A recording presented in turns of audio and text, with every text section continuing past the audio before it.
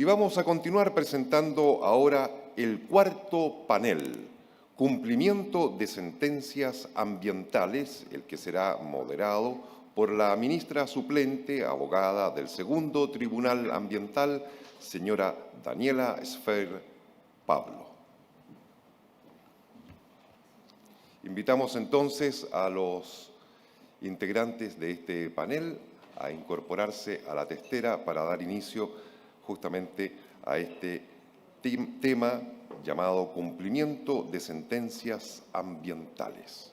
Dejo entonces con ustedes a Daniela Sfer.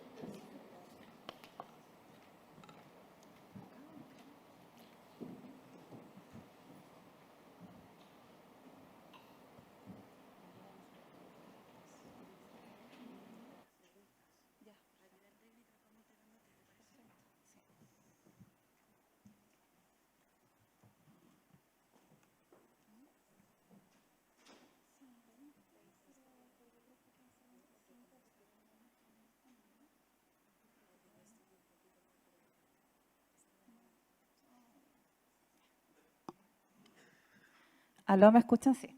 Muy buenos días a todas y a todos. Gracias por estar aquí presencialmente y agradecer a todas nuestras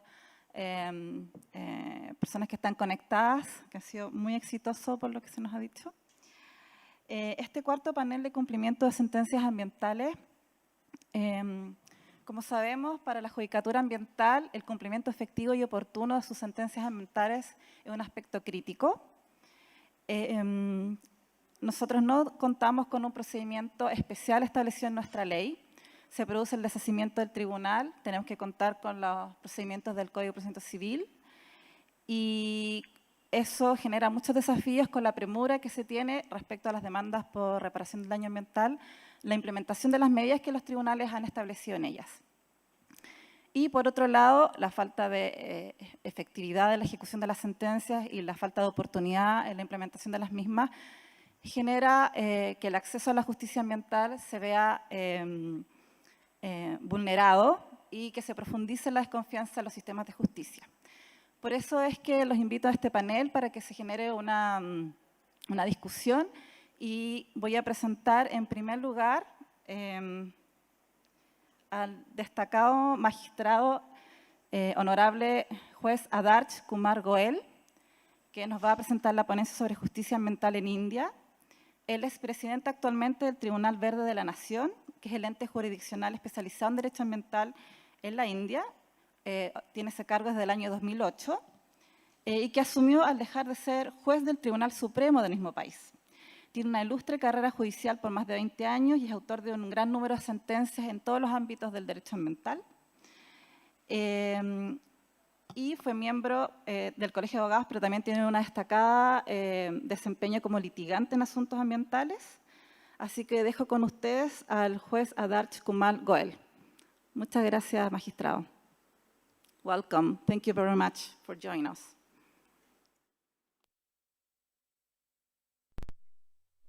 Thank you. Thank you. Good morning, everyone present, and warm greetings A todos, saludos saludos. from National Green Tribunal of India.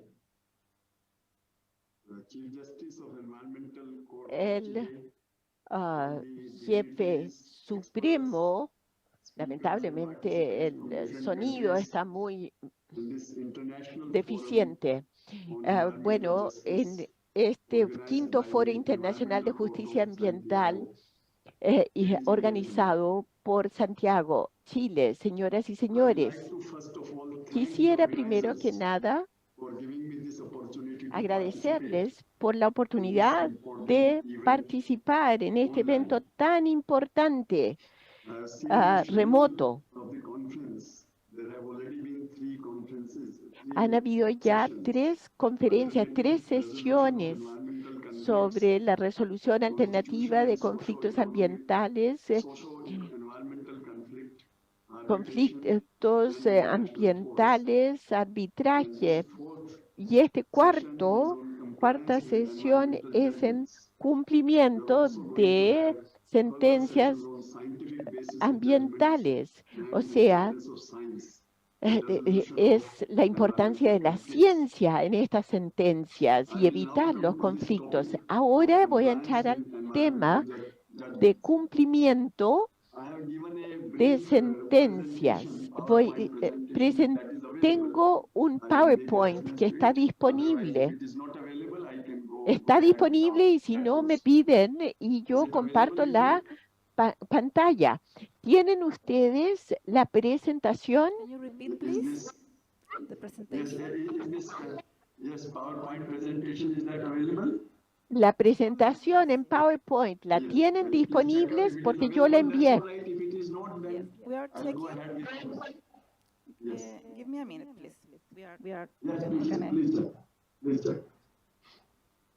Un minuto, vamos a verificar.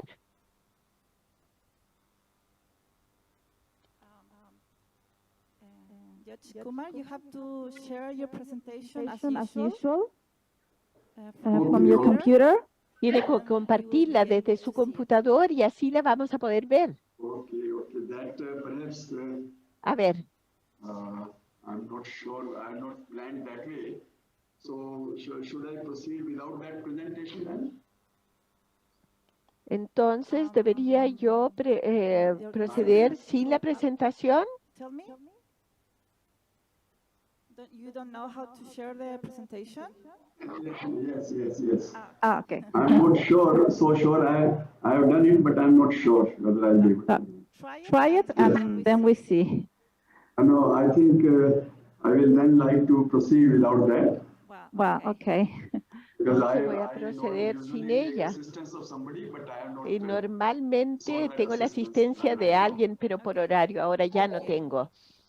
So this issue, let me first tell you that we have, Primero, in the context of India, we en el have, contexto de India, administrative and quasi-judicial authorities like tenemos la statutory Administración de Justicia Ambiental. regulators.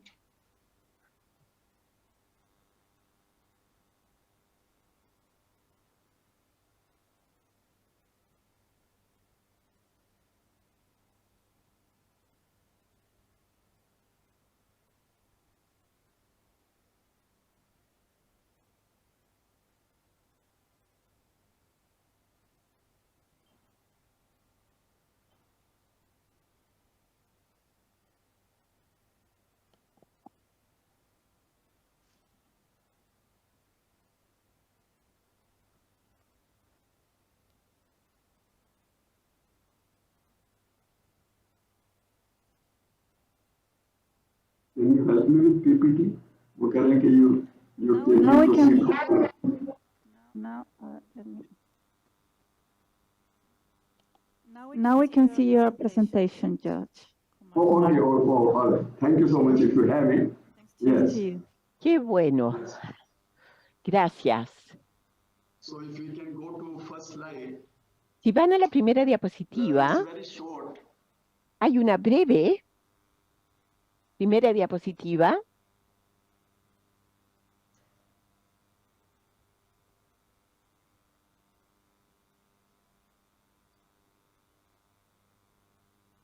Now it's the first slide. Thank you. Okay. So, in my second slide, I have En mi mentioned segunda what are the diapositiva various authorities menciono in India, las distintas autoridades de la India, The next, please. what are the various courts who have to los give judgments. distintos tribunales donde tenemos que emitir sentencias. They say they will be able to manage. So I think you have to share the screen yourself. Can we do? I'm trying to share the screen also. Dice que él va a tratar de compartir la pantalla también.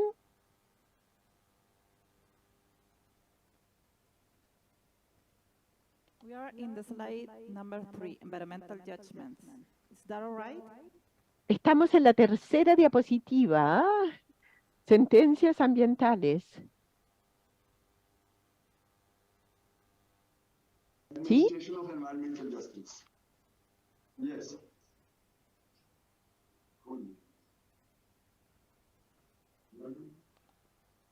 Ahí.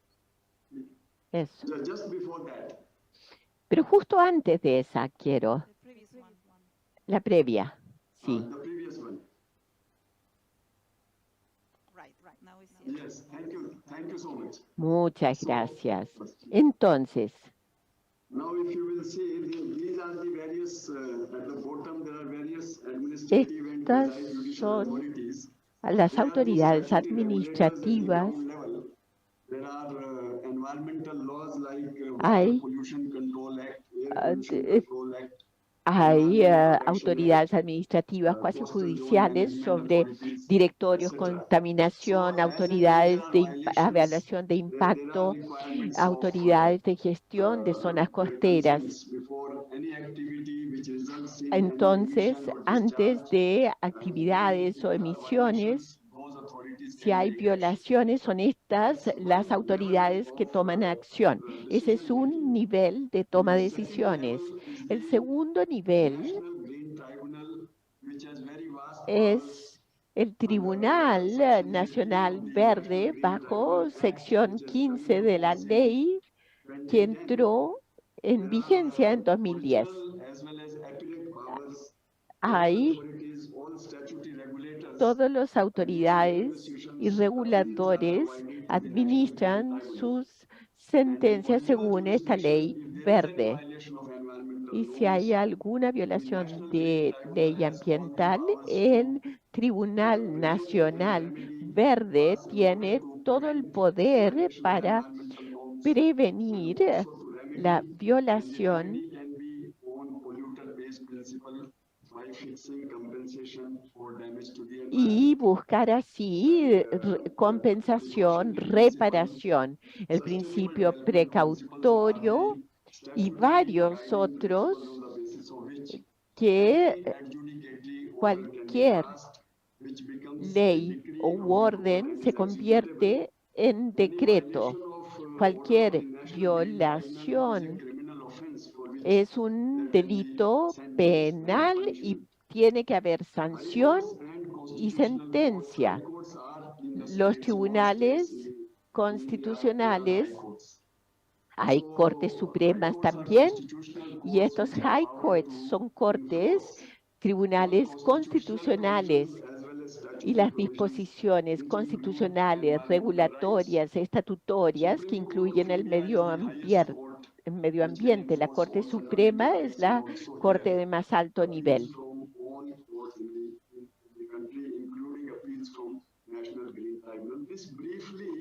Y esto vemos que cada uno emite sus sentencias. Hay algunas sentencias que son obligatorias, vinculantes.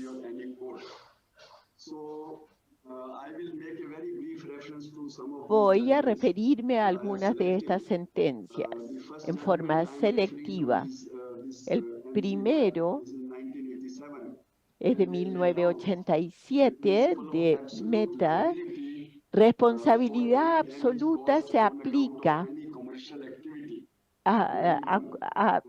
por violaciones. En estas responsabilidades, la carga de la prueba se aplica en aquella persona que hace a cualquier actividad que resulte en daño, y la carga de la prueba tiene que mostrar la persona si existe o no. En 1996, donde el principio precautorio de desarrollo sostenible y ese principio, el contaminante paga, es parte de la jurisprudencia y derecho a la vida y tiene que cumplirse.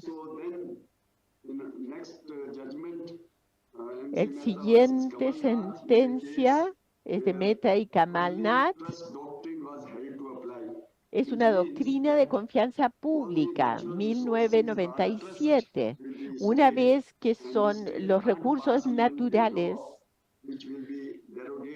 son afectados, dañados, la idea es la protección de esos recursos y tienen que permanecer como están.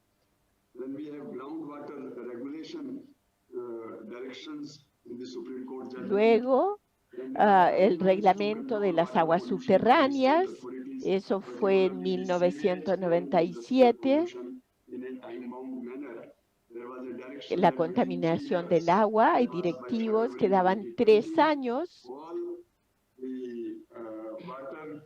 Después, este cronograma de control de contaminación del agua por 3 años. Y otro tema muy serio es la minería, la normativa minera, que son los cimientos de la ley.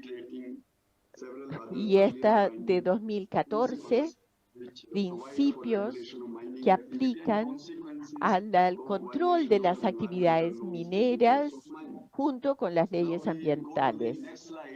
Si vamos a la siguiente diapositiva, que sigue con otras sentencias, varias otras, sobre contaminación del aire, contaminación vehicular, de los combustibles, de los... hay ciertos vehículos que se proscriben por su nivel elevado de contaminación, donde vemos que aún contaminación por fuegos artificiales, por desechos sólidos, contaminación costera, como digo, de los desechos, gestión de desechos, que fue en el año 2000. Y lo mismo, una gestión con gestión científica y que está relacionado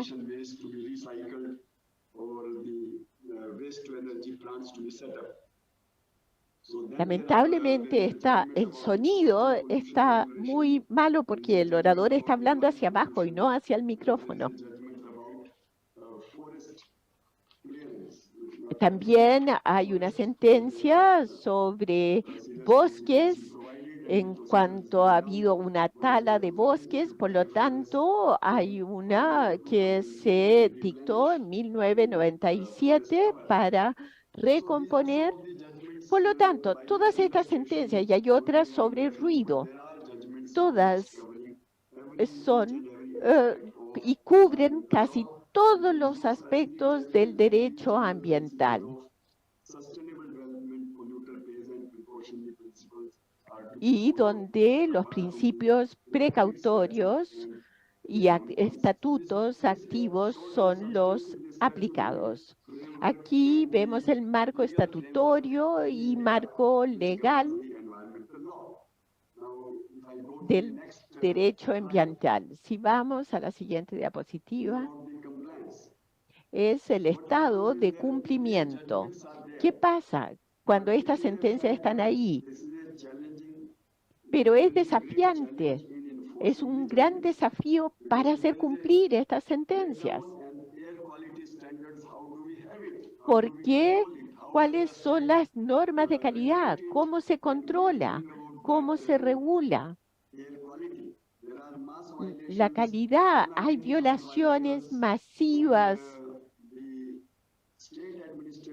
Y luego, la administración estatal no siempre es capaz o tiene el poder para monitorear y hacerlas efectivas. ¿Qué hay que hacer sobre estos casos?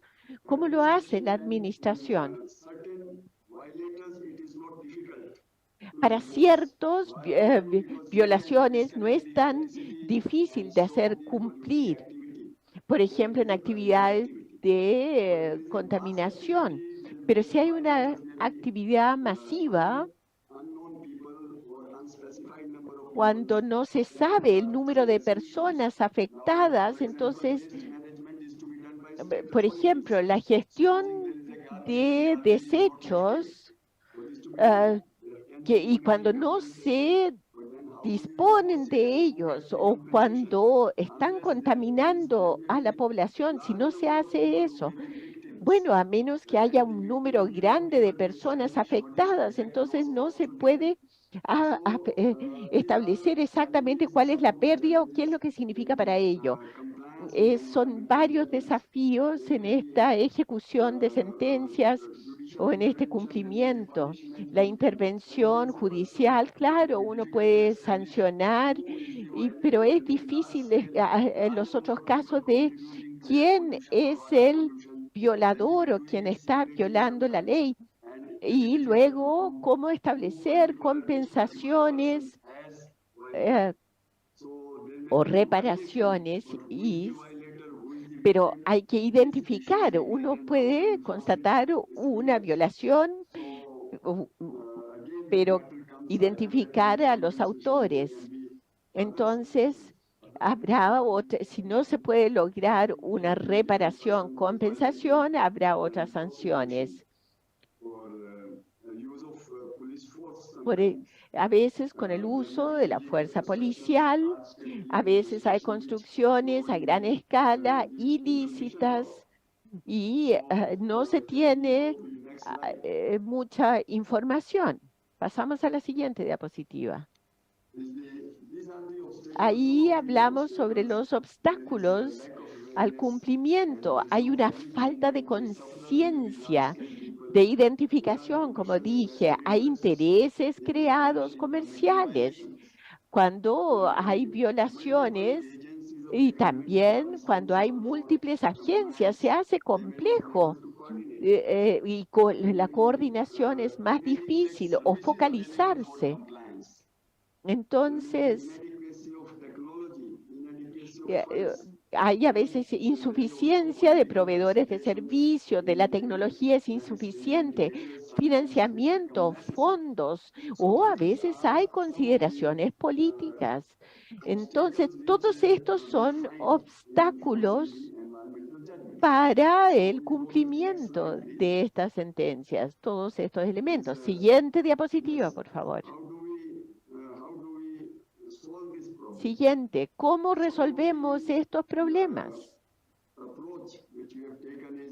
El enfoque que se ha tomado es el cambio de paradigma en un enfoque administrativo para cambiar los procesos, para eliminar un problema o cuando hay agencias múltiples involucradas, suponiendo que es al altísimo nivel, se necesita una coordinación administrativa o cuando se establece un sistema de ventanilla única para el cumplimiento de una sola agencia. Entonces tiene que asignarse prioridad a eso. La administración a veces no es capaz de centrarse en el ambiente, en el medio ambiente, y la prioridad no siempre se estipula. Y por lo tanto, y cuando hay muchas instituciones, hay consideraciones económicas también. Por lo tanto, otra estrategia, cuando no se logra priorizar, puede ser la involucramiento o de la comunidad, incorporación de la comunidad para plantear y son algunas de estas sugerencias. Y la última diapositiva, tenemos que ver que la tierra proporciona suficiente para satisfacer las necesidades de la persona, pero no la codicia de la persona. Este es nuestro líder espiritual, Mahatma Gandhi. Es así como dentro de esto hay violaciones al ambiente cuando se quiere satisfacer la codicia del hombre. Muchas gracias. Si hay preguntas, con gusto puedo responder. Thank you very much for your presentation, Judge Kumar. Muchas gracias por su presentación, juez Kumar. A continuación, Vamos a seguir este panel con la magistrada Iris Pacheco Huancas, que nos va a presentar sobre cumplimiento de sentencias por delito de minería ilegal en el Distrito Judicial de Madre de Dios. La jueza Iris Pacheco es jueza suprema provisional de la Corte Suprema de la República del Perú. Es presidenta de la Comisión Nacional de Gestión Ambiental del Poder Judicial, abogada por la Universidad Nacional de Trujillo, magíster en Derecho Ambiental por la Pontificia Universidad Católica del Perú, es maestra en Derecho Penal y Ciencias Criminológicas por la Universidad Nacional de Trujillo, egresada del doctorado en Derecho y Ciencias Políticas de la Universidad Nacional Mayor de San Marcos y docente de la Academia de la Magistratura. Lo dejo con ustedes con la magistrada Iris. Muchas gracias, magistrada. Buen día con todos y todas. En primer lugar, con el de acá, ¿no? Ya, gracias. En primer lugar, agradezco al ministro presidente Cristian del Piano Lira del Tribunal Ambiental de Santiago, a todos sus integrantes, a todos los jueces y juezas, magistrados que se encuentran presentes acá de los distintos países de la región y a todos los que nos acompañan en este momento. Agradecerle al señor Cristian porque ha extendido la invitación para participar de este espacio que es pues un lugar propicio para sinergias, para intercambiar opiniones, para llevar experiencias, buenas prácticas y aprender entre nosotros. Porque creo que la región de Latinoamérica es una región que tiene problemas similares y entonces creo que estos son los escenarios perfectos para poder conversar, dialogar y saber que los jueces tenemos un rol muy importante en la sociedad. Muchas veces somos protagonistas de grandes transformaciones. Solamente depende de entender que la norma tiene un sustrato axiológico, valorativo, y interpretarla en cada caso concreto, obviamente sin rebasar ni sustituir al legislador. En este momento se está llevando también la COP27 en Egipto y bueno, ahí también se está discutiendo cómo los países se comprometen a llevar adelante un compromiso realmente serio y comprometido respecto al tema del daño ambiental y los gases de efecto invernadero. Y pues este evento es como un granito más de que nosotros acá estamos aprendiendo para hacer mejor nuestras cosas en los espacios que nos toque cumplir. Bueno, a mí voy a tratar de exponer este tema que es el cumplimiento de sentencias por delito de minería ilegal en el Distrito Judicial de Madre de Dios en el Perú. En realidad, cuando me tocó este tema estaba un poco yo un poco inquieta porque, bueno, ya a medida que les explique verán cuál es el estado del arte en nuestro país respecto a este tema, ¿no? Quien les habla tiene la especialidad de penal, siempre me he desempeñado en penal y por eso pues elegí este tema y precisamente este distrito judicial en especial que es emblemático. Acá está, ¿no?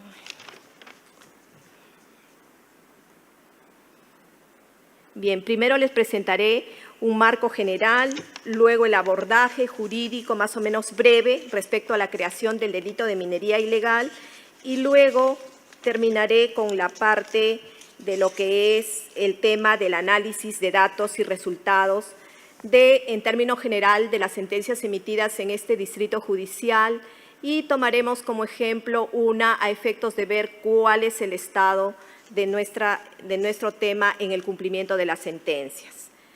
El Departamento contra la Delincuencia Organizada Transnacional de la Organización de las Naciones Unidas afirma que en el caso peruano las exportaciones peruanas están dominadas por productos del sector minero. El 60% de exportaciones nacionales correspondió al año 2019. De eso, el 17.8% de exportaciones peruanas corresponde al oro, ¿no? Eso significa que el Perú es el 8º país en el mundo respecto a la exportación de oro y uno de los principales en América Latina. Ahora, frente a este escenario que el Perú es un país minero, el Perú enfrenta un grave problema, ¿no?, respecto a la minería ilegal y las organizaciones sobre crimen organizado. Y bueno, uno de estos escenarios donde se desarrolla este fenómeno es justamente el Departamento de Madre de Dios. Esta región es una región denominada de biodiversidad, porque alberga la mayor riqueza biológica y cultural. Tenemos la Reserva Nacional de Tambopata, tenemos el Parque Nacional del Manu, tenemos el Parque Nacional de Guaja-Sonene, entre otros. Todo eso conforman el corredor de la conservación de Vilcabamba y Amboro. Pero además de eso, hay una riqueza intensa cultural, que tenemos 30 comunidades nativas y 7 comunidades indígenas. Entonces, todo eso lo vuelve a un departamento vulnerable por su alta biodiversidad. Sin embargo, este problema de la minería ilegal tiene un impacto muy fuerte en este departamento, desde 3 ámbitos: el ámbito ambiental, el ámbito económico y el ámbito social. En el ámbito ambiental sabemos que hay una depredación de los suelos, hay una contaminación de los ríos, de los cuerpos de agua, deforestación de bosques, pérdida de biodiversidad. Y en el caso del tema social, tenemos ahí la explotación laboral, desplazamiento interno, porque las partes en el mismo Perú migra justamente para llevar a cabo esta actividad y sometiéndose obviamente a una explotación en estos términos donde vienen laborando en este delito de minería ilegal. Bueno, hay explotación sexual, trata de personas, lavado de activos, etcétera. Y en el tema económico, obviamente, tiene un fuerte impacto, porque todas estas personas que se dedican al trabajo de la minería, al delito de la minería ilegal, obviamente no pagan impuestos. Hay defraudación tributaria y una serie de conductas que alteran el mercado. Entonces, en ese marco, el Estado peruano, para combatir este problema, desde el año 2002 ha iniciado un proceso de formalización y promoción de la pequeña minería y minería artesanal, que hasta la fecha no concluye. Bajo este marco inicial, entonces les presentaré muy brevemente, porque esta es legislación interna, un abordaje jurídico en el contexto cómo se crea este delito de minería ilegal en el Perú. Entonces, se da la Ley 27651 del 2002, donde se da inicio a este proceso de formalización de los mineros informales o pequeños mineros. ¿Eso qué significa? Que estos mineros que venían trabajando deberían someterse, inscribirse en un registro, iniciar ese proceso de formalización con la finalidad de que puedan llevar adelante su actividad cumpliendo la normativa ambiental. En ese sentido, se reconoce por primera vez la minería informal, ¿no? Porque era según la Ley General de Minería, solamente estaba focalizada para la estratificación de la gran minería y mediana minería. Es decir, no se había tomado en cuenta estas personas que se dedicaban a esta minería informal. No obstante que ya venían llevando a cabo esta actividad hace mucho tiempo. Sin embargo, la ausencia del Estado prácticamente los había invisibilizado. Y obviamente esta gente también tiene otro tipo de problemática, ¿no? Problema de pobreza, problema de acceso a recursos, problema de los servicios básicos, ¿no? Entonces también ahí hay un problema social. Bueno, se da el decreto de urgencia justamente para este Departamento de Madre de Dios, dada su alta vulnerabilidad, y se dispone que se lleve a cabo el ordenamiento territorial. Se dio un plazo de 12 meses, se prorrogó, no se llevó a cabo, y bueno, también en una medida del Estado para enfrentar este problema de la minería ilegal, dicta una norma para efectos de que se lleve a cabo la interdicción de estas actividades, que consiste en decomisar y destruir todos los elementos que se utilizan para llevar a cabo este delito, ¿no? Y bueno, y así son mucha normativa en que se lleva adelante, obviamente, este proceso, que se crea con un registro integral de formalización de mineros, pero sin embargo, miren, ha tenido 4 prórrogas, esto le estoy hablando desde el 2002 hasta el 31 de diciembre del 2021. Se supone que ahí ya iba a concluir este proceso. ¿Y por qué les estoy explicando? Porque ya verán que cuando vamos al delito de minería ilegal, eso tiene un impacto muy fuerte, ¿no? Sin embargo, en diciembre del año pasado se dicta una nueva norma y se prorroga por una 5ª vez el proceso de formalización hasta diciembre del 2024. Como verán, realmente pues ya es un proceso que pierde su rigor, pierde su legitimidad, ¿no? Y bueno, y eso obviamente sucede porque existe todo un conjunto de factores, ¿no? De intereses, temas de corrupción, temas políticos, etcétera, ¿no? Y entonces, pues, a 20 años, el resultado de esto es obviamente negativo, ¿no? Se ha determinado, según este dato elaborado por Álvaro Cano, por USAID, que solamente a la fecha se han formalizado, y pueden creer, 1% de mineros, ¿no? Entonces, bajo ese contexto es que por primera vez el 2012, mediante este decreto legislativo 1102, se incorpora por primera vez en el Código Penal del Perú el delito de minería ilegal. Y se incorpora dentro del rubro de los delitos ambientales y también dentro del tema de los delitos de contaminación. Y se incorpora el artículo 307A hasta el 300F, ¿no? Y bueno, ¿qué dice este tipo penal? Este tipo penal sanciona a la conducta de aquel que realiza actividad de exploración, extracción, explotación u otro similar de recursos minerales metálicos y no metálicos sin contar con la autorización de la entidad administrativa competente que cause o pueda causar perjuicio, alteración o daño al ambiente y a sus componentes, la calidad ambiental o salud ambiental. Pero miren, aquí, ¿por qué les hablaba yo antes de que todo este proceso de formalización sea prorrogado hasta diciembre del 24?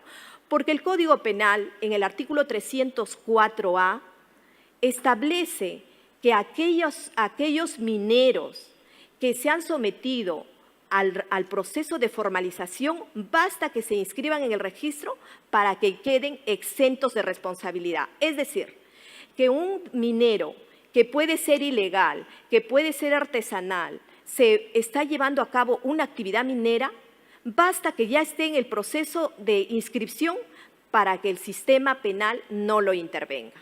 Y entonces seguimos, podrán darse cuenta, desde el 2012 hasta el 2024 seguiremos en esta misma situación. Entonces, teniendo en cuenta que el tipo penal dice que solamente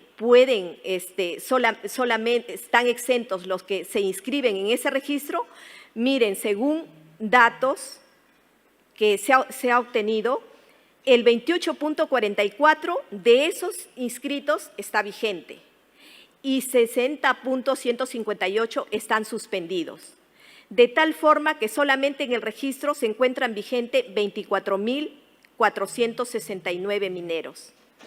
Eso significa, pues, el impacto que tiene en cuanto al sistema penal y, no obstante, que esta normativa con un afán o una finalidad de enfrentar este tipo de fenómeno sigue generando daño al medio ambiente. Entonces, ahora vamos a entrar directamente ya al análisis de datos y resultados de las sentencias emitidas por delito de minería ilegal en el distrito de Madre de Dios. Previamente, debo de decirles que en el año 2008 la Fiscalía de la Nación emitió una resolución por la Fiscalía Suprema donde crea las fiscalías ambientales, las FEMAS. Es decir, estas fiscalías son con especialidad penal a nivel de todo el país. Pero no obstante, nosotros no estamos en la misma, mejor dicho, en el mismo nivel en cuanto a la especialidad. ¿Por qué? Porque nosotros no contamos con una especialidad ambiental. Y es más, en el año 2018, la Comisión de Gestión Ambiental, a través de en ese entonces del presidente Rodríguez, se creó el juzgado especializado ambiental justamente en este distrito, como algo emblemático, en el distrito de Madre de Dios.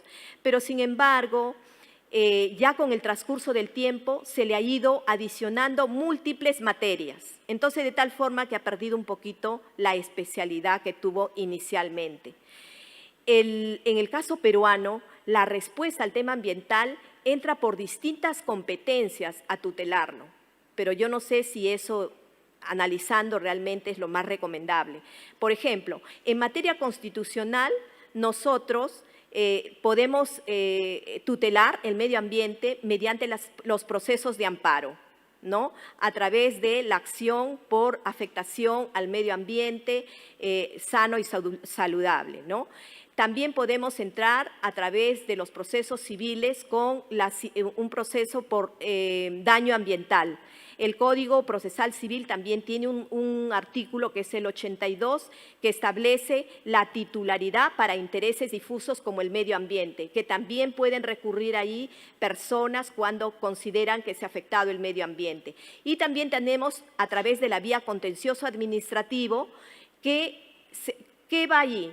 Ahí van todas las decisiones que son emitidas por los organismos de evaluación y fiscalización ambiental, que es la OEFA, que emite las decisiones a nivel del procedimiento administrativo sancionador, y cuando las partes obviamente están en desacuerdo, van e impugnan vía resolución administrativa ante el Poder Judicial. Es de competencia de los juzgados contencioso administrativo, de la Sala Contencioso Administrativo, y puede llegar en casación a la Corte Suprema.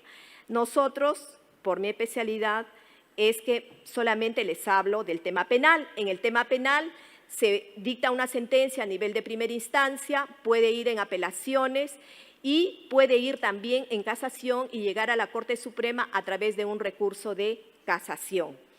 Bueno, aquí nosotros tenemos, por ejemplo, el análisis de los datos. Hemos tomado como base la fuente, que es la Procuraduría Pública, quien tiene la información más completa, porque es la que se encarga también de requerir el cumplimiento de las sentencias. Y bueno, podemos ver que dentro de los 5 años, los últimos 5 años, tenemos 1.425 procesos en trámite por minería ilegal, de los cuales 471 están archivados.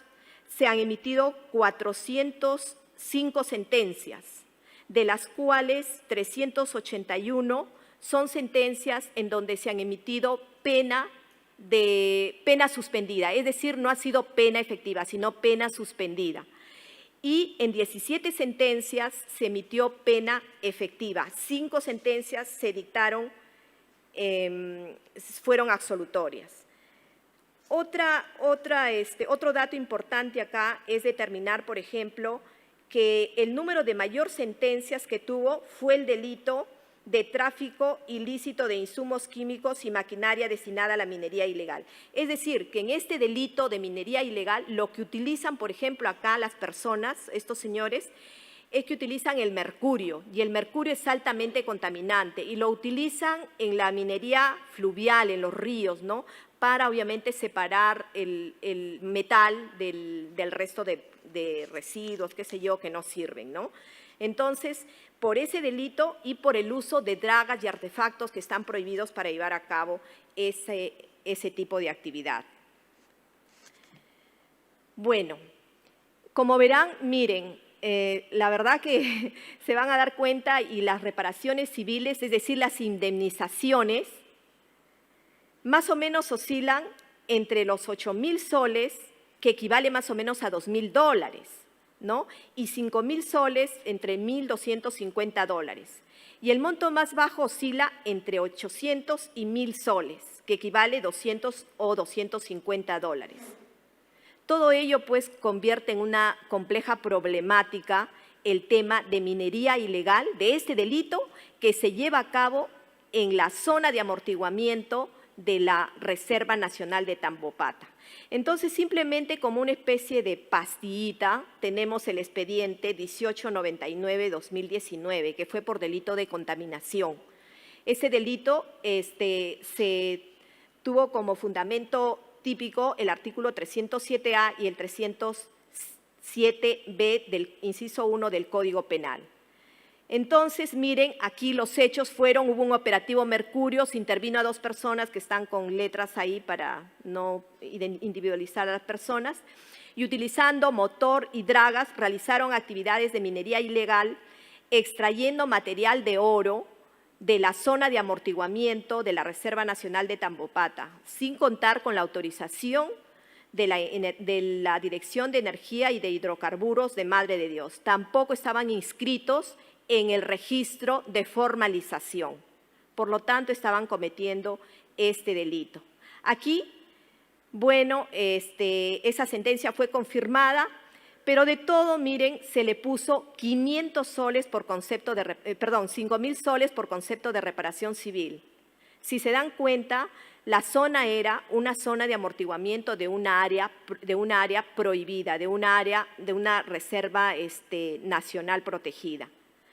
Entonces, frente a este problema, frente a esta situación, nosotros nos planteamos 2 preguntas. Una, ¿el modo de la reparación civil se sustenta en una pericia de valoración del daño causado y el monto fijado como reparación civil es suficiente para cubrir el daño ambiental? Y la segunda pregunta era, ¿qué ordena y cuál es el alcance de la sentencia por delito de minería ilegal por la restauración o saneamiento en la zona de amortiguamiento de la Reserva de Tambopata?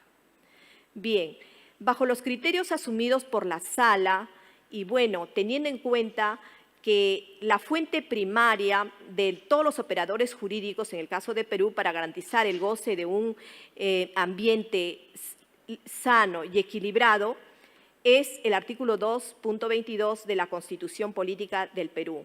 No obstante, hay todo un conjunto de normativa a nivel legal y también a nivel convencional. Ahora, entendido el ambiente, como ya se ha dicho acá en sendas ponencias, ¿no? El ambiente entendido desde 2 ámbitos, desde su dimensión, en el aspecto biótico, que es la fauna, la flora, y el abiótico, donde está el aire, suelo y agua. Esto se daña cuando obviamente hay una causación a través de una conducta del hombre, pero también se da no solamente por eso, sino también por la causación de un peligro potencial o concreto. En este caso hay que entender el ambiente poniendo como centro, en un sentido relacional, poniendo como centro tanto al hombre como al ambiente, de tal manera que ambos tienen que estar en el centro para su protección. Entonces, cuando se fija esta reparación civil, un poco se toma en cuenta el tema desde un punto de vista tradicional, ¿no? Desde el punto de vista del bien jurídico individual, no tomando en cuenta que el medio ambiente es un bien jurídico colectivo y, por lo tanto, es de todos, ¿no? Salvo que haya un tema concreto en que se dañe a una persona en forma individual. En ese sentido, también para fijar la reparación civil, el juez y el fiscal, quien hace la propuesta y la pretensión sobre la reparación civil, tiene que tomar el artículo 93 del Código Penal, que establece 2 criterios. Uno, la devolución del bien si se puede, y si no se puede, la compensación por el monto de ese daño que se ha causado. También está el acuerdo plenario emitido por la Corte Suprema de la República, que establece la diferenciación en un proceso penal que tiene autonomía propia, tanto el aspecto penal, que está vinculado a la pena, y el aspecto civil, que está vinculado a la indemnización.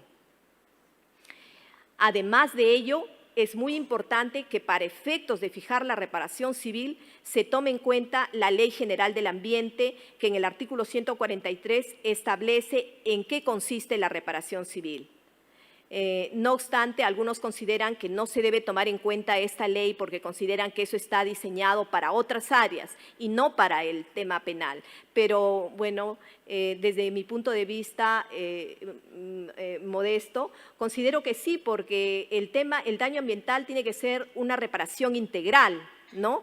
Y si es integral, obviamente tiene que tomar todos los efectos, todo el menoscabo que se ha generado al ambiente.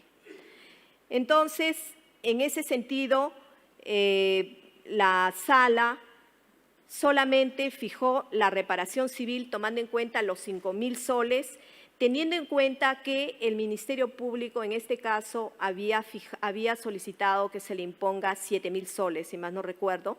Entonces, eso era lo que había pedido el Ministerio Público. Ahora, el tipo penal también establece que es un delito de resultado, pero también es un delito de peligro.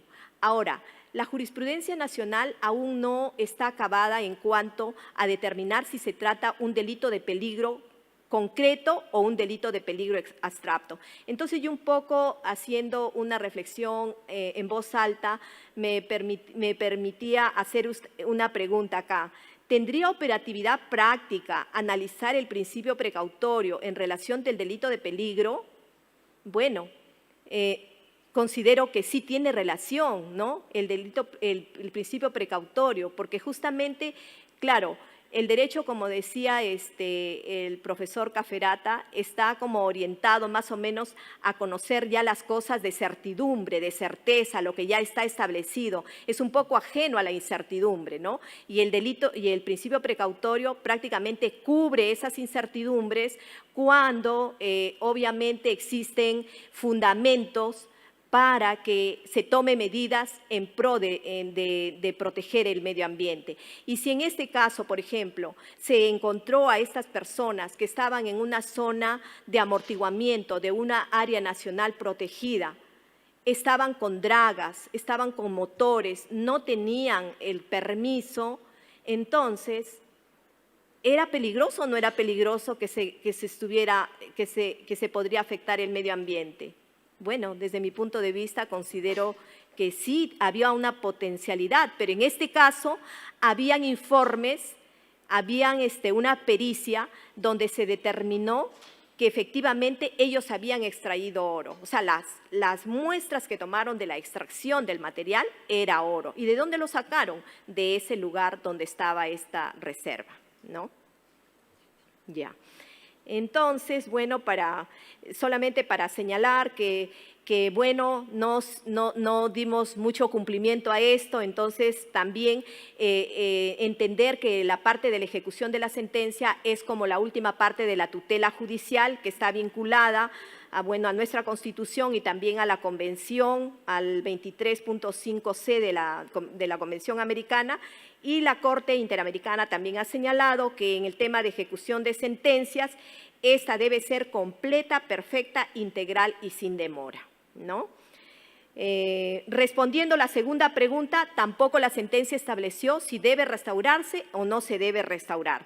Entonces, entender que este delito de minería ilegal se entrecruza con un conjunto de delitos, trata de personas, prostitución ilegal, lavado de activos, defraudación tributaria, trabajo forzado, etcétera. Es decir, es un delito con causación múltiple de crimen organizado.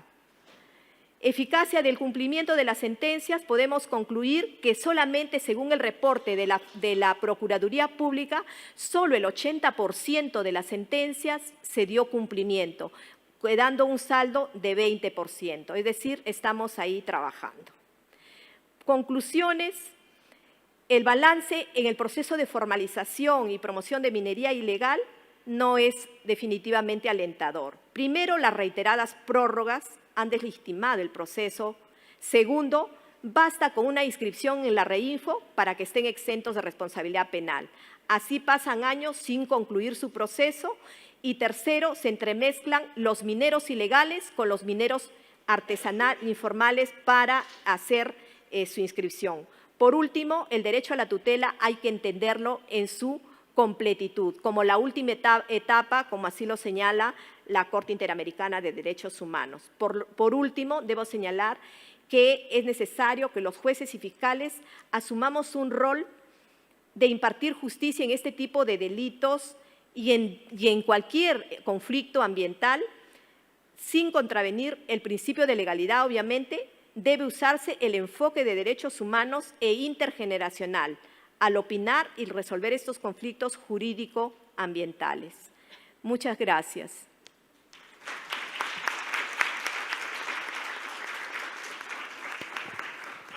Muchas gracias, magistrada Pacheco.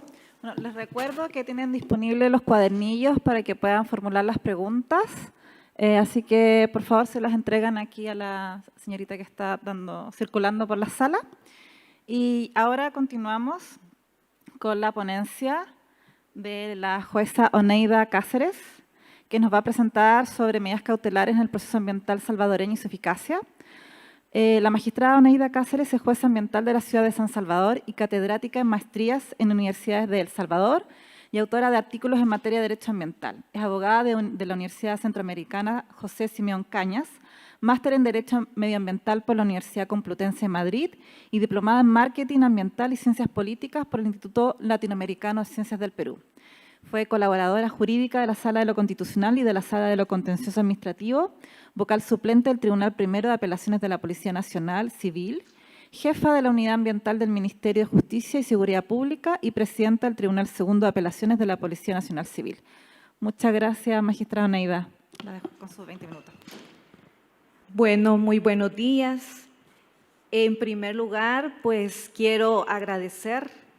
Yo me sumo también a los agradecimientos de mi compañera de panel en esta ocasión, al presidente del tribunal y a todos los magistrados que componen el Tribunal Ambiental, todo lo que es su equipo de trabajo, porque realmente organizar este tipo de foros sobre justicia ambiental es algo que rompe y al mismo tiempo pues enriquece, rompe con un esquema, digamos, de estar en el tribunal y estar en el día a día con nuestros casos, y este espacio, pues, de alguna manera enriquece y, por lo tanto, va a ser para mí un honor que ustedes puedan prestarme la atención, porque este es un tema que me apasiona en realidad, el tema ambiental, y quiero hacer referencia a algunos antecedentes, porque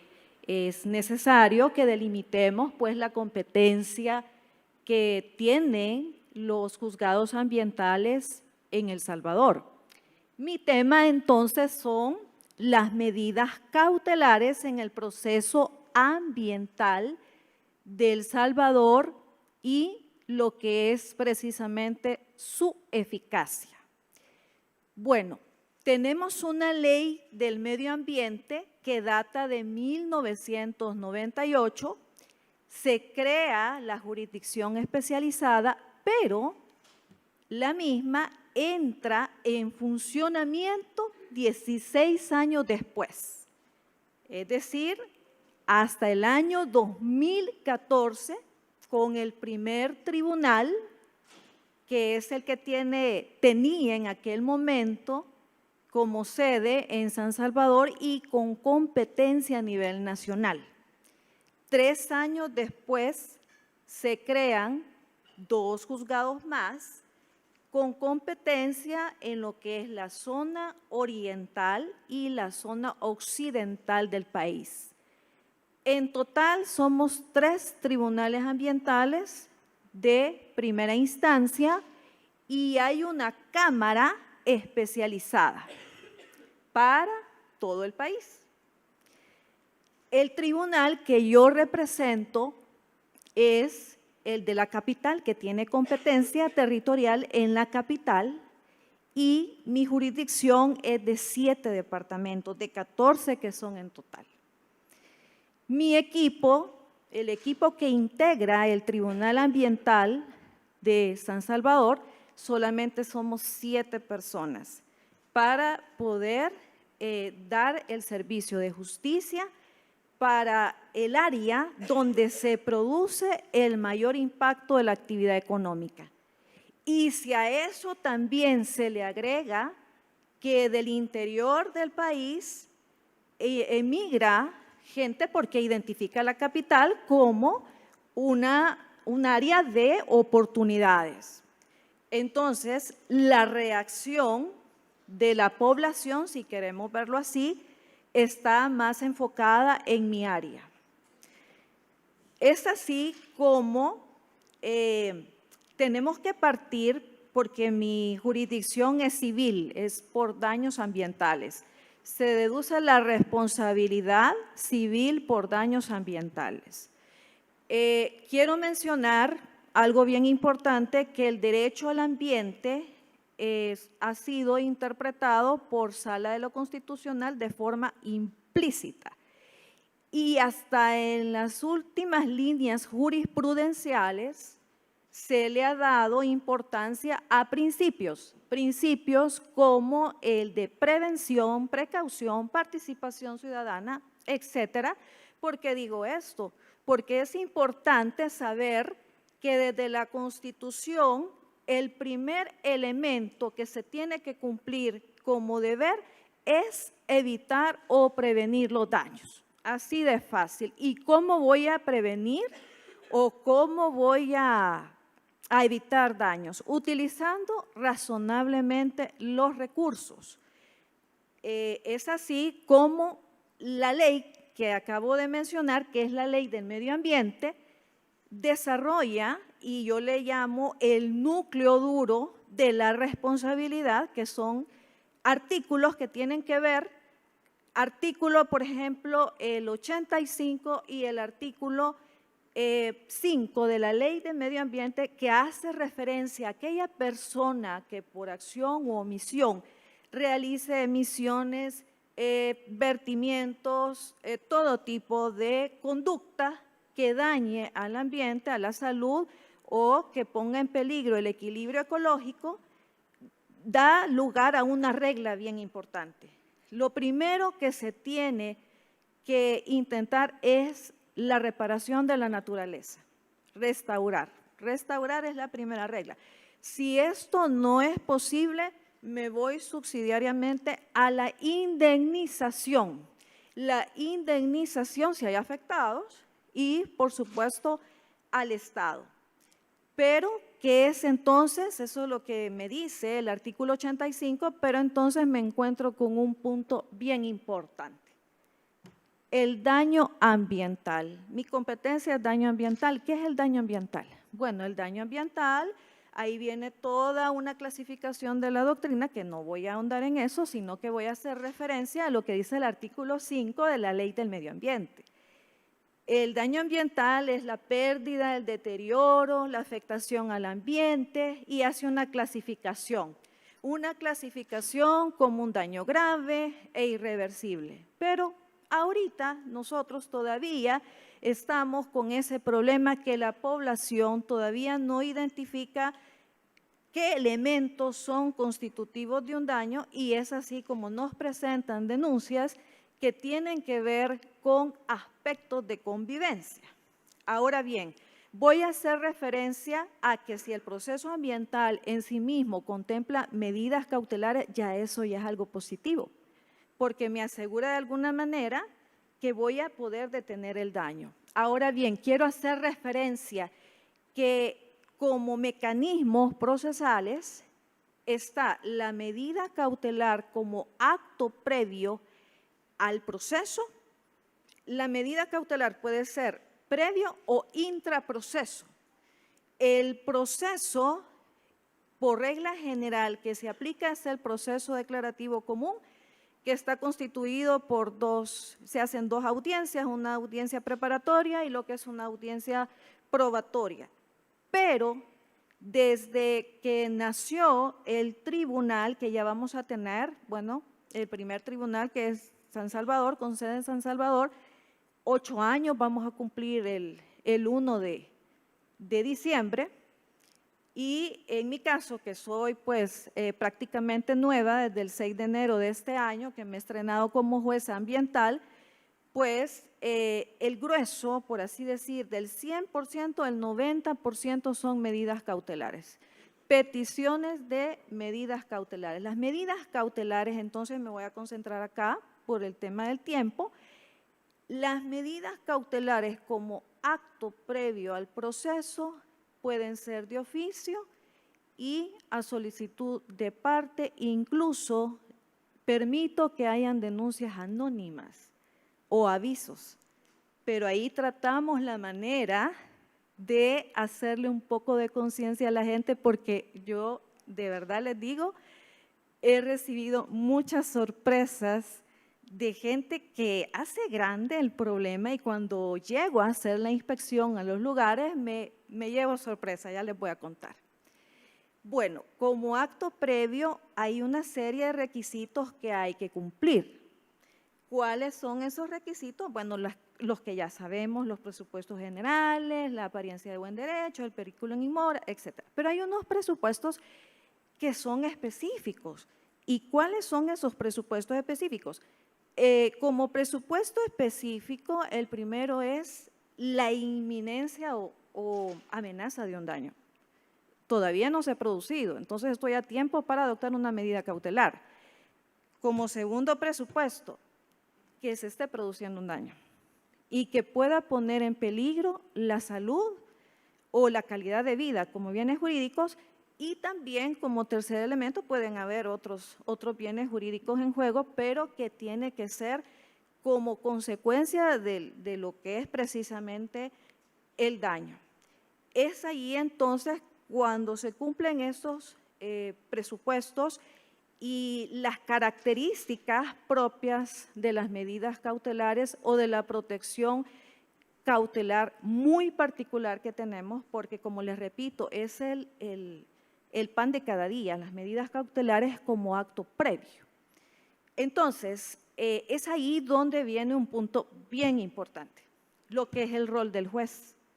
O sea, cuando se iba a crear la jurisdicción especializada, se pensaba en un juez que no solamente tenga la preparación especializada, sino que un juez o una jueza que tenga sensibilidad, en el sentido de que somos parte de la naturaleza y por lo tanto, de alguna manera, hay un quiebre con la conducta tradicional del juez, que está condicionado a que las partes le facilitan todo el material probatorio. Aquí el juez, el proceso ambiental salvadoreño es plenamente oficioso en el proceso de fondo, que es el declarativo común. Ahí sí el inicio nada más es a petición de parte, que es por medio de una demanda, pero de ahí todo es oficioso.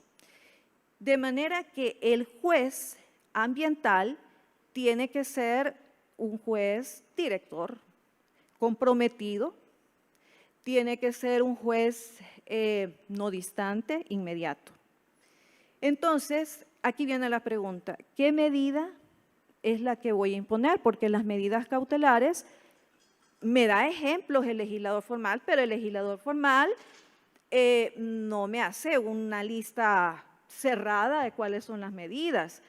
Quizás la más típica es el cierre o la suspensión de una actividad, pero pueden haber otras medidas y eso es válido. O sea, tenemos los jueces, tenemos esa libertad, pero es una libertad que tiene que estar condicionada a lo que es la temporalidad de la medida cautelar, tiene que estar motivada, lo que es la presentación de informes técnicos, que aquí es muy importante, por eso es que los 3 juzgados ambientales del país se ven asistidos por un equipo técnico multidisciplinario que está adscrito a lo que es la unidad ambiental de la Corte Suprema de Justicia.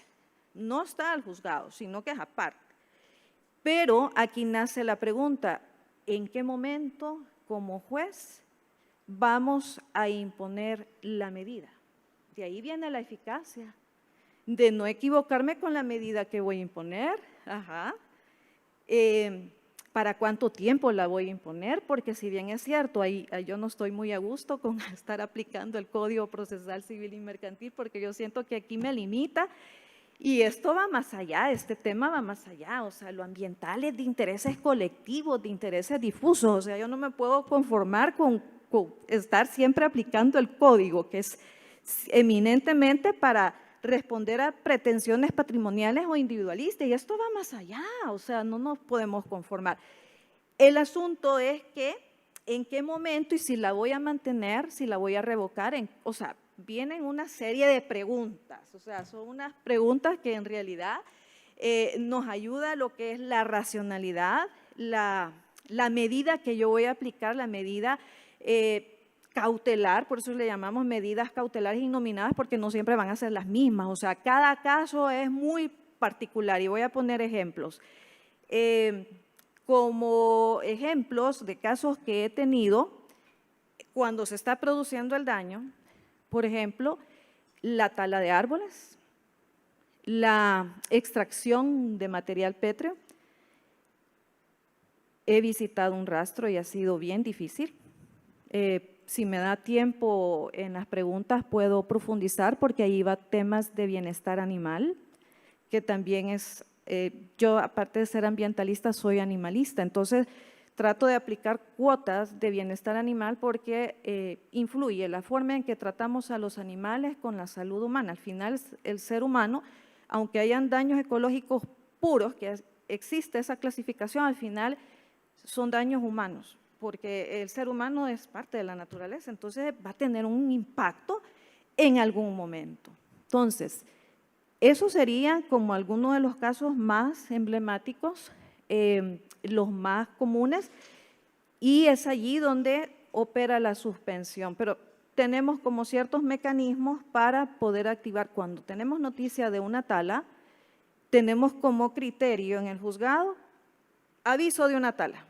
Están talando, no sabemos si para fines de aprovechamiento, que es competencia de la autoridad administrativa, del Ministerio de Agricultura, el poder dar alguna autorización que es para fines de mantenimiento o si realmente es una tala que se requiere un permiso más formal de parte de la municipalidad. Pero yo les digo, yo no me complico y hay que actuar. Actuemos. Tala de árboles.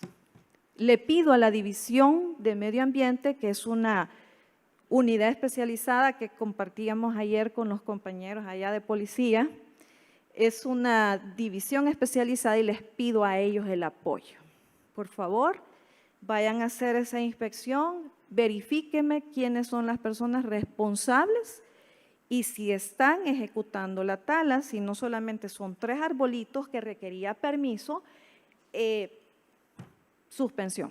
Por favor, suspéndanme. Entonces, a todo esto estoy ganando tiempo porque le pido informes pues, a las autoridades que tengan que ver con el caso en concreto. Extracción de material pétreo. ¿A quién le tengo que pedir? Muchas veces hago inspecciones o reconocimientos judiciales en los lugares. Por eso es que le pedimos a la gente cuando hace las denuncias que por favor nos diga el lugar concreto donde se está produciendo el hecho dañoso.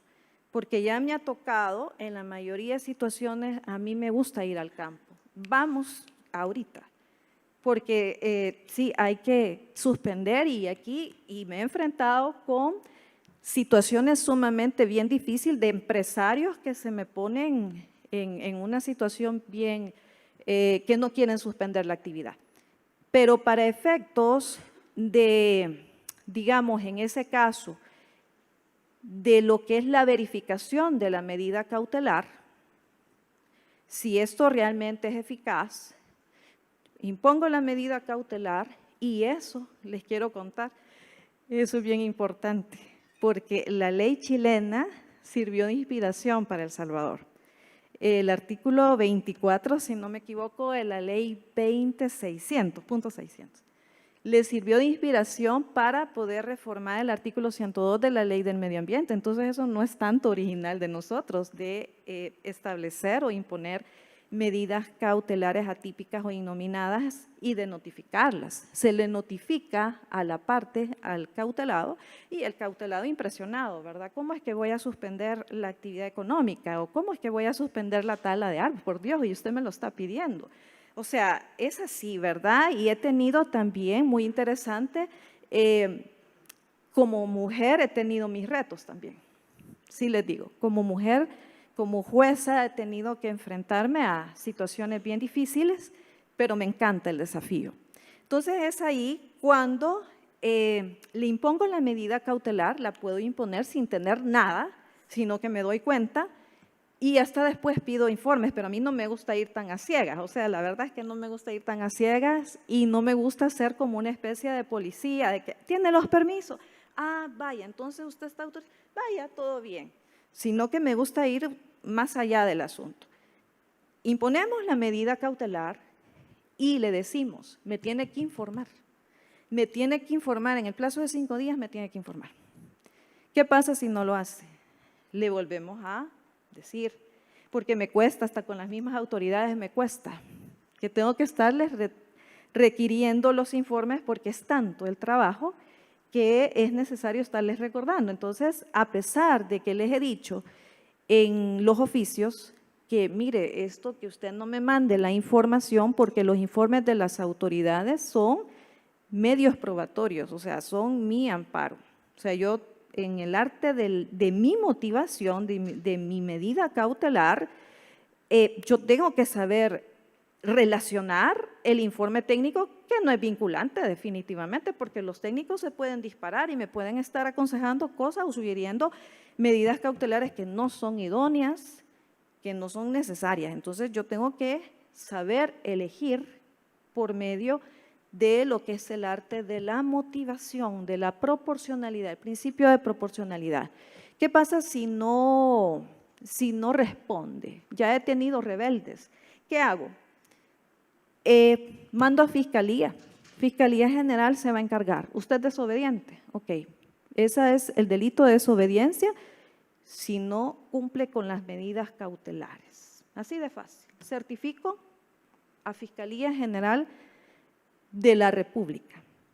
Miren, este es un tema bien difícil y por eso es que las medidas cautelares es el fuerte en El Salvador, porque, les comento, las demandas que me han presentado a nivel general, y lo digo con mucho respeto, pero hay mucha deficiencia todavía en cuanto a lo que es daño. El daño, la gente todavía cree que con tener un gallo que canta a las 5 de la mañana, eso es una afectación, contaminación sónica.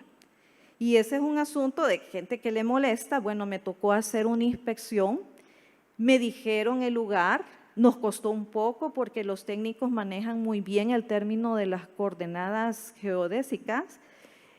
Yo les digo, miren, realmente yo en esto ustedes me van a ubicar y nos vamos al lugar. Fíjense lo que pasó con ese caso, cómo se activó todo el mecanismo. La denuncia decía de que era una porqueriza y que era una contaminación por malos olores y ruido. Vamos a ir. Nos vamos un miércoles, que es los días que yo tengo designado para hacer las inspecciones o los reconocimientos judiciales. Y sí quiero salir más, la verdad quiero, porque tengo competencia de oficio, o sea, realmente yo necesito estar más en el campo, me apasiona. Y cuando llegamos al lugar, los técnicos me dicen, le decimos a la persona, mire, usted ha sido denunciado por estos motivos, voy a pasar. Cuando llego al lugar, no me lo van a creer y me dice uno de los técnicos, ¿dónde están los cerdos? ¿Y dónde están los cerdos? Y llegamos al corral, eran 2 cerdos nada más, los animalitos, 2 cerditos en una esquina, eran grandecitos. Era un conflicto con la vecina, porque la vecina estaba embarazada y los cerditos, el corral estaba ubicado cerca, colindaba con el inmueble de la vecina. improcedente, yo no encuentro aquí daño. ¿Cuál es el problema? No hay contaminación por malos olores. Yo no veo nada aquí como para aplicar una medida cautelar improcedente. Miren, no me lo van a creer. Se ha ido hasta la Cámara en recurso de apelación y dijo que yo era una jueza que no entendía, que realmente ella estaba embarazada y que los cuchitos, o sea, miren, una cosa impresionante. Entonces, todavía no tenemos claro qué es daño ambiental. Sin embargo, por el acceso a la justicia y porque yo estoy consciente, donde yo les digo que es bien importante la sensibilidad, yo sí estoy consciente de la falta o de las carencias que tenemos a nivel de educación y comprendo pues a mis colegas que todavía hace falta mucho y realmente lo bueno de todo esto es que ya tenemos tribunales especializados y los jueces que estamos nos encontramos con la misión de aplicar la justicia, de darle una respuesta a la población, porque en mi juzgado yo les digo, la prioridad es mi gente. Para mí todos mis casos son importantes. Movamos esto. Si un ministro no me presenta el informe dentro de 5 días, dejamos pasar 5 días más y mandamos otro oficio. Entonces me han dicho, mire, o sea, es impresionante cómo usted nos está, es que la materia ambiental, la justicia ambiental requiere que no estemos, o sea, acomodados y esperando a que la gente nos diga. Es más, yo les admito correos electrónicos a la gente. O sea, tengo competencia de oficio y lo puede hacer, la denuncia anónima la puede hacer por oficio y nos ha funcionado increíblemente. Desde siempre la denuncia anónima como que es la más común. Bueno, creo que podemos ampliar en la etapa de las preguntas, pero me quedo hasta acá. Gracias.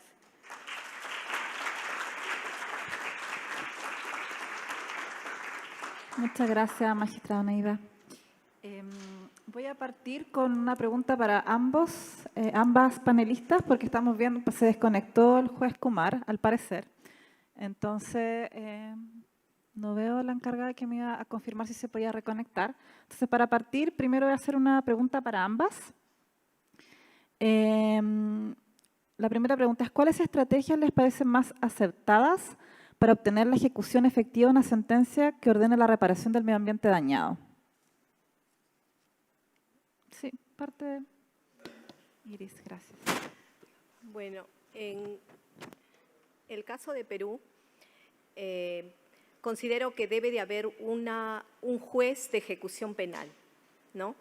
Porque como es la última etapa del proceso y es los jueces que llevan a cabo las investigaciones en materia penal, estoy hablando siempre de materia penal, obviamente más focalizan su tiempo al tema de la investigación y al tema que tiene que ver más con el desarrollo hasta culminar la sentencia. De tal forma pues que ese tema de ejecución es como se queda un poco al final. Pero más que nada yo creo que tiene que haber un trabajo de diálogo y de articulación, no solamente es el juez, estoy hablando del caso peruano obviamente. ¿Por qué? Porque en el caso del proceso penal peruano, quien hace la pretensión de la reparación civil es el Ministerio Público o también una pretensión alternativa que la puede hacer el actor civil. Eso significa que la reparación civil, la indemnización, es rogada, funciona bajo el principio dispositivo. Entonces, si el Ministerio Público, o en este caso la Procuraduría Pública, solicita una reparación civil o una indemnización por un monto determinado, el juez tiene un techo, o sea, no puede ir más allá de lo que han pedido las partes.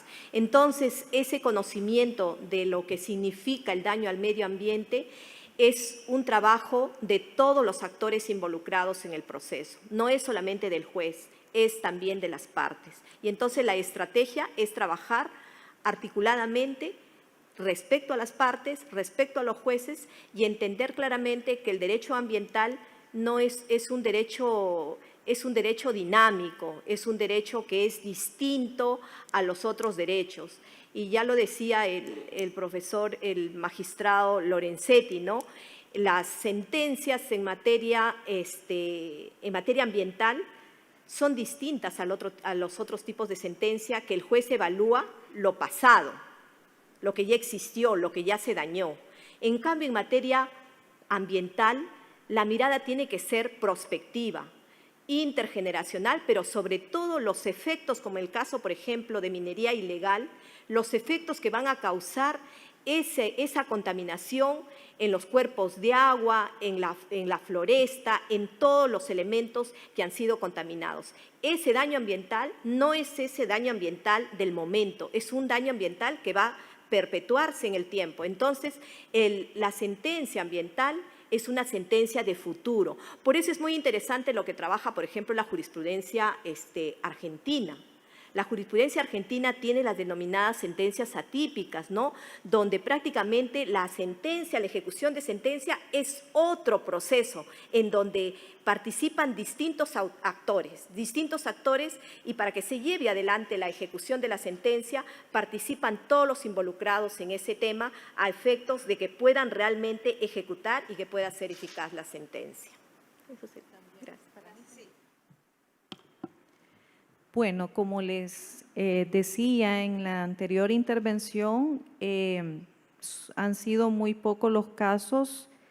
Sin embargo, voy a citar uno de ellos, que es un pronunciamiento de fondo con respecto a una situación de cierto descuido que observó un ingenio de una pila que tenía ese ingenio y se rebalsó la sustancia que contenía esa pila y eso prácticamente dañó un importante río en El Salvador, contaminación por melaza.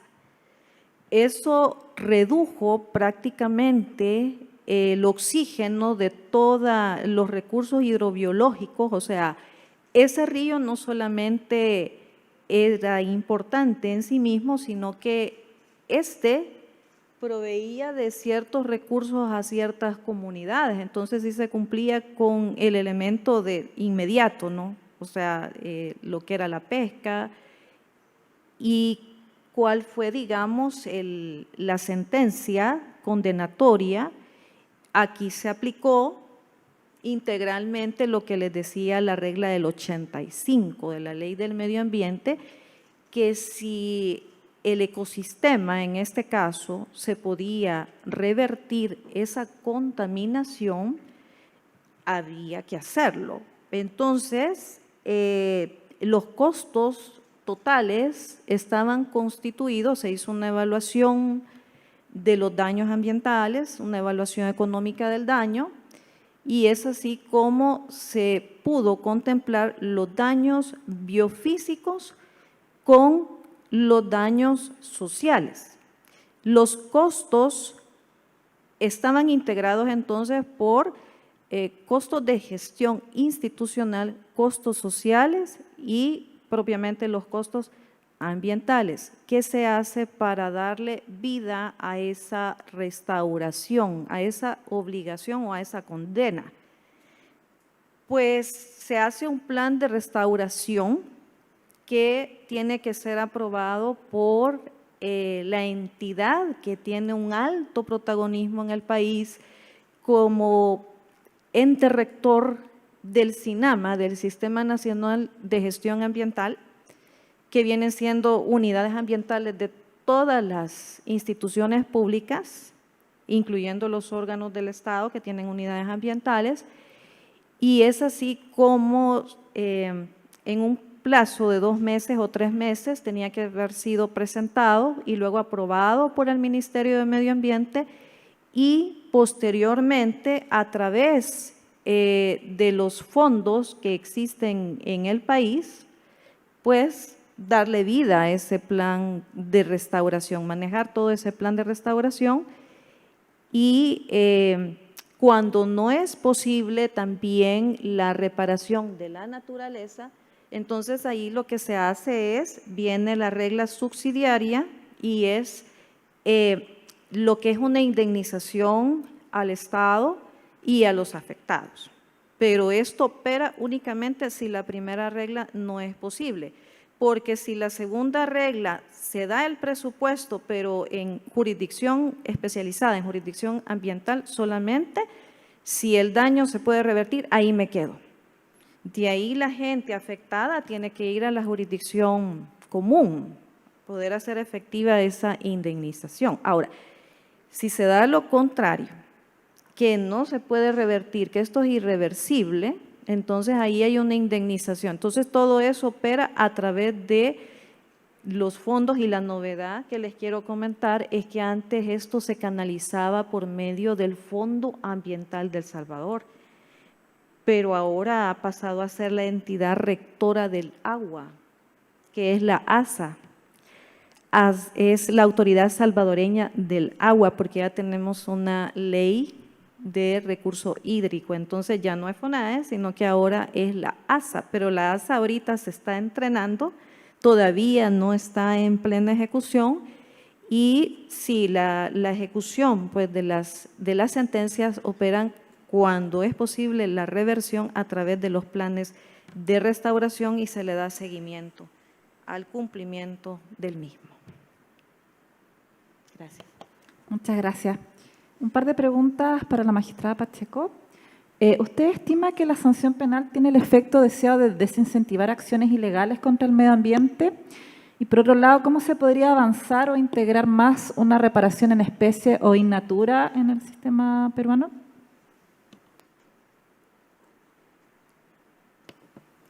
Bueno, yo pienso que el derecho penal obviamente es la última ratio, como se dice, para enfrentar cuando todo el resto de disciplinas ha fracasado, como se dice, y también cuando es un tema de alta intensidad en un daño ambiental.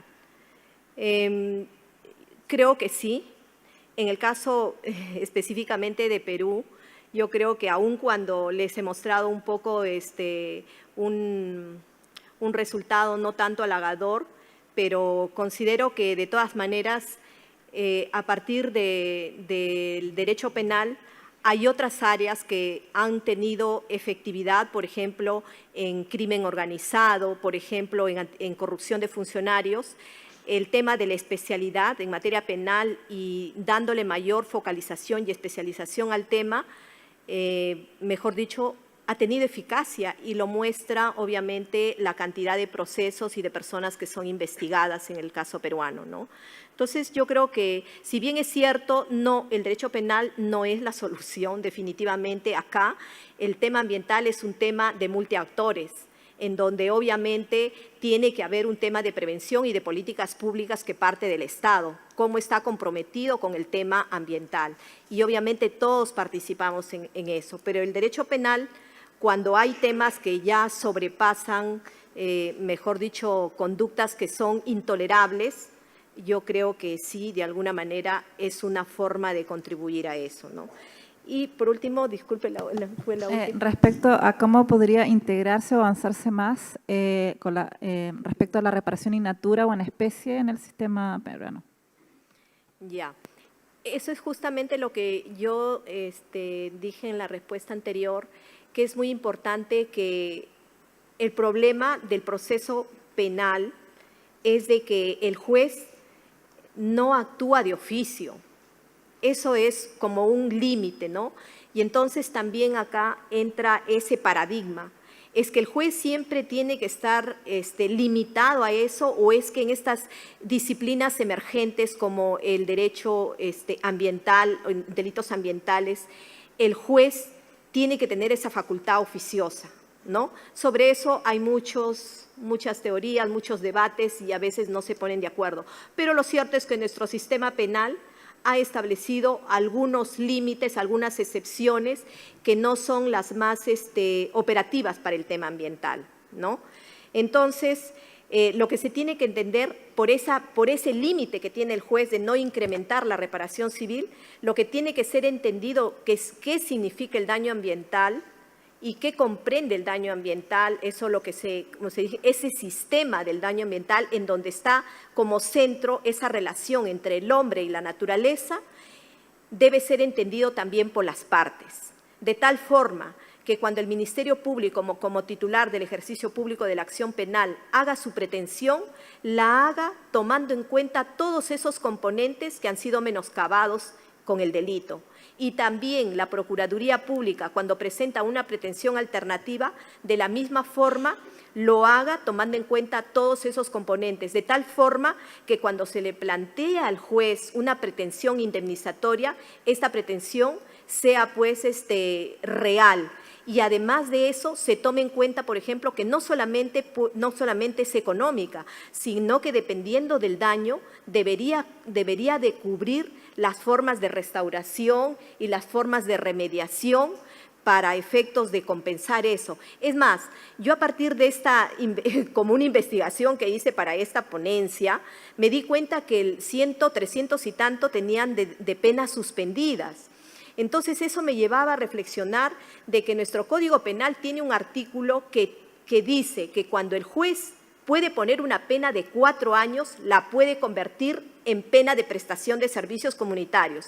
Entonces, yo me puse a pensar, dije, no, bueno, creo que la mejor oportunidad de que estos señores que están condenados y no les han puesto pena suspendida, no les han puesto pena efectiva, entonces que la conviertan a pena de prestación de servicios comunitarios y puedan hacer servicios comunitarios en actividades ambientales, o sea, no sé, habría que identificar con qué entidades receptoras, cómo podría, pero es una cuestión de que podríamos ser creativos en eso y eso se puede hacer, ¿no? Entonces, eso sería mi respuesta. Gracias. Muchas gracias, magistrada. Un par de preguntas para la magistrada Oneida Cáceres. ¿Qué principios o criterios jurídicos recurre como jueza cuando la norma ambiental es insuficiente para poder dictar una sentencia que proteja adecuadamente el medio ambiente?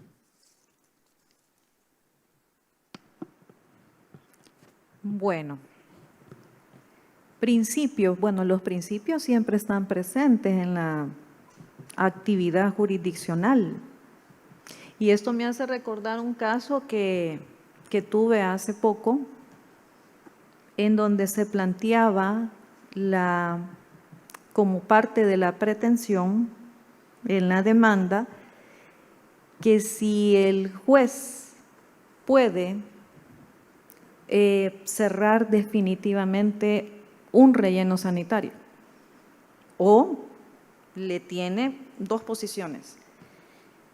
Si el juez lo puede hacer en una sentencia condenatoria o tiene que pedirle a la autoridad administrativa porque la autoridad administrativa fue la que emitió el permiso. ¿Ahí qué principio puedo aplicar? Entonces, bien interesante el caso porque era un relleno sanitario y el abogado de esa empresa alegó como causal de improponibilidad precisamente eso, de que el juez no tiene competencia para, en una sentencia, llegar hasta el límite de cerrar un establecimiento de ese tipo porque tiene permiso. Entonces le tiene que decir al ministro que lo ordene él. ¿Qué principio puede ser ahí aplicable? El de no regresión. Claro que lo puede hacer. ¿Por qué no? Claro que lo puede hacer. Si se ha comprobado en un proceso que el relleno sanitario está produciendo daños ambientales, no solamente le voy a decir, mire, reparación de la naturaleza, corrija todo lo que usted en los permisos no tiene, sino que si eso ya es una situación que definitivamente está produciendo daños y que de dejar abierto ese establecimiento va a seguir produciendo daños aún con la sentencia condenatoria no sería eficaz. Como medida preventiva, con base a que los fallos también deben de prever ese tipo de medidas. Claro, todo esto tiene que ser comprobado, por eso es que es bien importante la parte técnica, pero es allí donde hay que tener mucho cuidado, porque muchas veces los técnicos, muchas veces le dicen a uno, bueno, es que le recomiendo, pero ellos esperan que uno adopte la medida. No, permítame. Puede ser que hayan medidas fruto, digamos, por eso es bien importante el entrenamiento de los equipos multidisciplinarios y que sepan, en nuestro caso, qué es el daño ambiental, porque ya han pasado situaciones en las cuales me están diciendo medidas que tienen que ver con, por ejemplo, seguridad ocupacional. Mire, es que el molino que está en esa industria tiene que cambiarse porque esto produce contaminación sónica. Permítame, eso no es asunto mío, ese es asunto del ministro de Trabajo, no es asunto del juez ambiental tener que adoptar esas medidas que no tienen nada que ver. O sea, ese es un tema de seguridad y salud ocupacional, que para eso tenemos una ley especial y por eso no es mi competencia. Entonces, los principios siempre están presentes. Principio precautorio, preventivo, sobre todo de pensar de que si un establecimiento, por mucho que vaya a reparar la naturaleza, pero va a seguir o va a continuar, pues hay que cerrarlo. Gracias, Neida. Una última pregunta, esto más tiene que ver con el cumplimiento efectivo de sentencias, pero dado que estamos en un contexto de tribunales contenciosos administrativos, preguntan igual del público si el control del procedimiento administrativo ambiental en Salvador es un control de plena jurisdicción o más bien formal. Entonces, para saber si se pueden entrometer la Corte Suprema o la Judicatura en el mérito de la decisión adoptada por los órganos administrativos o solo respecto a la estricta legalidad. Pues tenemos jurisdicción, a ver si he entendido bien la inquietud, que si podemos, si en El Salvador tenemos jurisdicción, entiendo yo que jurisdicción contenciosa, realmente es novedosa la jurisdicción contenciosa, a mí también me llamaba la atención esa parte, me encanta lo contencioso administrativo, que es otra jurisdicción especializada y sí, definitivamente ellos, los jueces de lo contencioso administrativo se encargan de analizar la ilegalidad o legalidad del acto administrativo. Pero más el mérito, como lo técnico que se haya analizado de las competencias de los servicios. Se podría llegar hasta ese punto porque para emitir un permiso la parte técnica incide totalmente, la evaluación de impacto ambiental, o sea, ahí está presente la parte técnica, el estudio de impacto ambiental, por ejemplo. Entonces, para saber si es legal o ilegal, yo como juez contencioso tendría que ver esa parte. Claro que sí. Muchas gracias, magistrado Neida, y muchas gracias, magistrada Iris, por sus excelentes ponencias. Y a todos por su atención, por sus preguntas. Lamentablemente, como le dije, el juez no pudo reconectarse porque tenía otros compromisos, así que muchas gracias y damos por finalizado este cuarto panel. Y disfrutar un café. Ahí está el aplauso para nuestras distinguidas y distinguidos expositores y para nuestra moderadora.